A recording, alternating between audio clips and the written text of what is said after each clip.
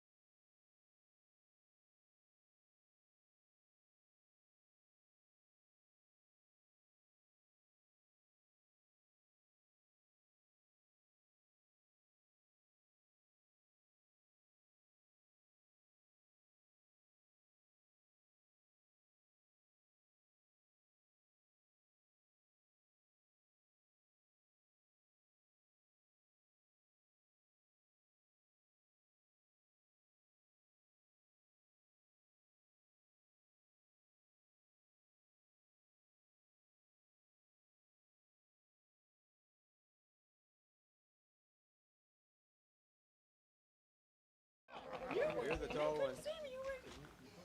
They always find you. Ready? Yeah. Everybody ready? Good. Y'all give me water. I don't drink anymore. More. I used up 8 of my 9 cat lives. I'm good. I'm done. Is her photographer already here? Does their team have a photographer yet? That's all right. We'll give it about another 2 minutes so they can get set up.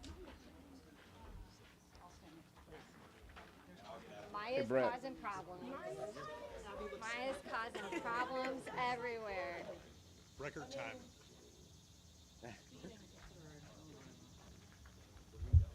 Comfort with bone. That works. Don't blame. Should I blame you on the mic? Should I blame you on the mic too? Yeah. Okay. Why are you so tall, man? Get me down. I know. How do you mean look small? Hey, Marty. It's those It's boots. the boot. It's the boots. Definitely some boots. I had him add an extra. Lift in there.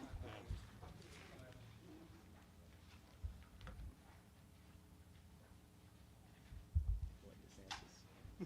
Remember those? Well, it's funny because so he came down and they were too short like that.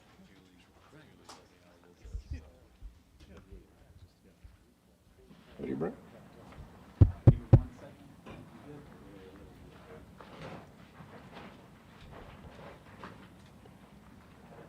All right, everybody good to go? Any more news stations in the parking lot?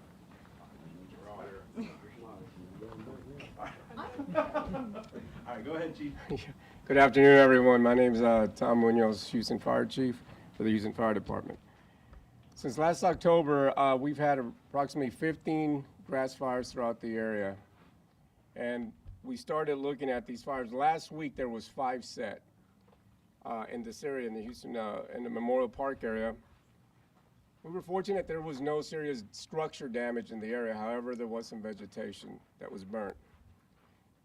On Wednesday last week, HFD started coordinating with the Memorial Park Conservancy and Houston Arboretum. And with that said, after multiple fires was set that day. At that point, we coordinated with the Arson Bureau, HFD Arson Bureau, started working on seeing what was happening, looking at patterns. And within a matter of one day, approximately less than one day, they arrested a suspect that had been that they had been following. And thanks to that, he did confess to setting some multiple fires in the area. He is currently in the Harris County Jail charged with 2 arson felony, counts of arson felony, and he is being held on a $50,000 bond. What is important to know is that since Wednesday, when the arrest was made, there have been no park fires or memorial area fires that definitely shows that this might be the person that was causing the fires. That is real important to note that our Arson Bureau did an amazing job, as well as our Houston Fire Department firefighters who were responding to those fires to make sure that everyone's safe. And that is record time to make an arrest of such nature. They covered a big area, and fortunately, they were able to apprehend the person. But it's also important to know, as I mentioned, I want to commend the Bureau, Arson Bureau, HFD, but I also want to thank Mayor Whitmire for all the support that he's given us and resources to make sure that the city and our Houston firefighters are safe. At this point, I'm going to pass it to our Chief Investigator, Chief Garriga. Hello, everyone. Last Monday we were aware, or we were made aware by the Wildland group that there was approximately 5 fires. We were not called on those, so that's the first time that we became aware of those fires. But we were aware of fires going back to October of last year. Those fires, there were a handful here and there. They were small, very little evidence, really no leads to follow up on, so no investigative leads were followed. It wasn't until Monday, and those 5 fires that came in. On Tuesday, we had another fire come in, and that's when we realized, okay, we need to apply some more resources to this situation. And Wednesday, we had approximately 15 arson investigators throughout the park looking for any type of, we had video of a gentleman from a fire on the 18th on Knox Street. And that's all we had. So we were going on that information, trying to identify people. That day, 2 fires were set. On the second fire, a gentleman fitting that description from that video was found, and he was our guy, and he, at that time, was taken into arson custody, where he confessed to setting a handful of fires. Right now, it's still an open investigation. We don't know exactly how many fires he set, but we were able, on the information that we got, able to get 2 charges on 2 of the fires. Any questions? What did he say to you? He identified himself from the image that he was shown. Do you know who this individual is? And he's like, yep, that's me. And at that point, he was taken into custody, and whereas we took him into HFD headquarters, where he confessed of other fires in the park area. Did he give you a reason about why he was setting fires? He has. Right now, it's still an ongoing investigation, so I can't give too much of that information out because we're trying to link up other fires, and so we want to keep that information not in the public's eye yet. But when we get there, obviously, we'll release that information. So how many fires do you think approximately he might be responsible for? So we're looking right now around 16 fires. We're not sure. In the last? Going back all the way to October of 2024. Oh, sorry. Can you describe to us like the standard MO of these fires? Like did he like get some dry grasses together and light them? You know, like Yeah, what there were materials at hand, usually, dry leaves, just small fires. He wasn't applying any gas, so it wasn't, they're very hard to investigate when very little evidence is being used or materials are being used. So is it just like a lighter and just started lighting up some dry leaves? Yes. And can you kind of talk to us a little bit about people at home could be watching that, oh, these are small fires that didn't do any structural damage. What's the significance of it? Well, and that was the concern. Once we had, we learned of the information on Monday of the 5 fires, we, as arson investigators, we know that these arsonists usually start small, and they actually get braver as they get away with it. And so, as these fires came in, okay, we needed to apply more resources because we saw an issue that it might turn into a bigger fire, you know? Like this is where the start was. Yes, The fear of the start. was. absolutely. It might escalate. And we can also have, our Wildland division can address some of those concerns as well in terms Before, of how can these you fires give us spread. any information on the individual? Is he homeless? Is he looking for, what? Yes. Any insight? Yes, he is a homeless gentleman that lives in this area, travels the area. Well, it seems like court records show that he has mental health issues and competency issues, in his past history. Mhm. How do you think that will affect, how you go about this investigation? Are you guys aware of, those issues? We don't get involved in the mental health aspect of it. I mean, we just look at the evidence that is presented to us. And so, at this point, I don't have a comment about that. Let's go ahead and, Councilmember Kamen, if you want to go ahead and offer some remarks, and then we'll get on Thank to you. the Thank you. Look, Memorial Park is the emerald of our city. I'm here on behalf of not only the surrounding neighborhoods, right, when there's a risk of fire, and I'll talk about that and the great work that the Wildland Division actually does generally in the Conservancy and the Arboretum, but on behalf of residents, I'm here to say thank you to HFD's Arson team, to the department, to our mayor for the resources in addressing this concern. As we all know, Memorial Park is surrounded by neighborhoods, so any risk of fire must be taken very seriously. Every year, our Wildland Division does incredible work doing controlled burns, right, to mitigate the risk of wildfire in the area. So to have somebody intentionally setting some of these fires is extremely concerning, and to have that suspect apprehended, again, with charges pending, brings a great sigh of relief to residents, but also in protecting this incredible nature preserve and space. So again, I appreciate the work of our fire department, chief. Thank you to everyone, and I know our union is very supportive of our men and women in the department, but also the Conservancy and the Arboretum, who are incredible partners with our city and with law enforcement. We have worked closely together because security and safety at Memorial Park is paramount. We have funded as a district additional resources, including additional security cameras with HPD for additional patrols, right? Polaris vehicles that can get in and out. We've done trainings with HFD and other partners on EMS, how to quickly get in and out.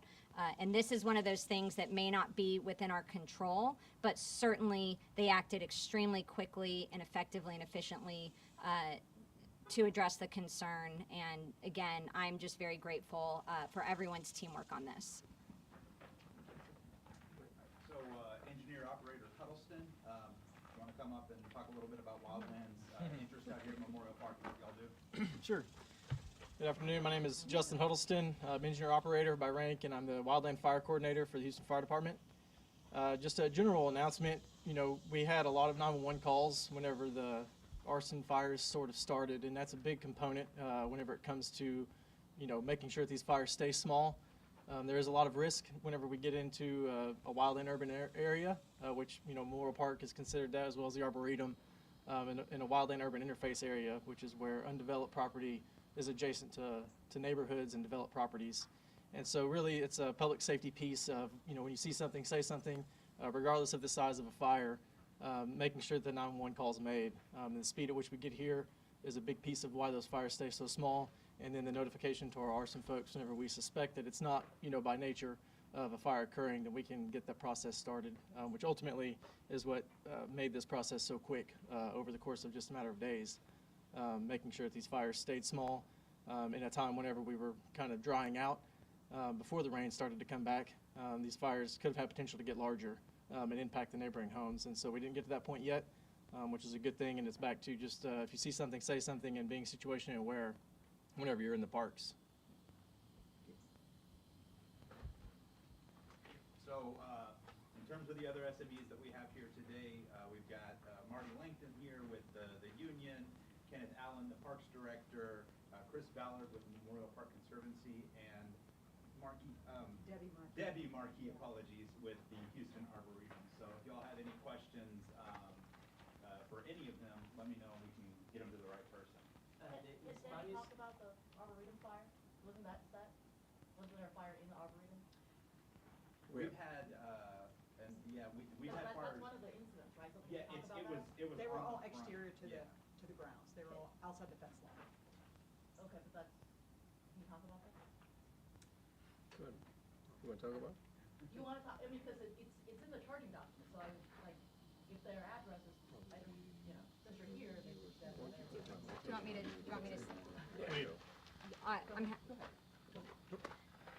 in the charging documents, it's referenced to the Arboretum, and I've mentioned, as have others, that the Arboretum is also involved in this investigation because some of the fires were set so closely to the Arboretum, putting the Arboretum at risk. And I know you guys said what charging for 2 addresses, and you're still looking at what other potential fires there may be. We've had some viewers say that they've seen some smoke prior to the arrest, like from the east in the Buffalo Bayou. I don't know if the investigation is primarily focused on the Warren Park area, or if you're looking at other parks as well. I mean, obviously, we cover the city of Houston, so there's other investigations, but those investigations are not related to the one in the park. Don't like fires. Are there any unsolved fires in the park right now? Unsolved fires. Or like, are there additional, you said 16, are there other folks you're looking at connecting besides? I mean, a lot of these fires were not even reported to the Arson Bureau because they were small grass fires, or sometimes the fire department didn't even respond because they were put out by employees of the park. So, yes, there's probably more fires that occurred, but do we know of them? And we probably won't find out because it's such a large area and it's so remote that it's difficult to identify every single fire that was started at the park. And you all said that the person who's in custody now was caught on surveillance video from Knox Street. Right. And once he was shown that video, he self-identified, yep, that's me, and apparently confessed to others. How did you all connect the Knox Street fire to be set here in the area? Just by proximity? Yes, by proximity, yes. Can you spell your name, please? Garriga.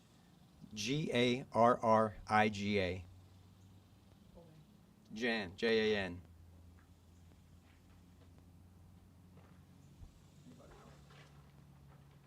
Three, two, one. All right. Appreciate you guys. Are we going to do it in Spanish? Oh, yeah. She's walking away.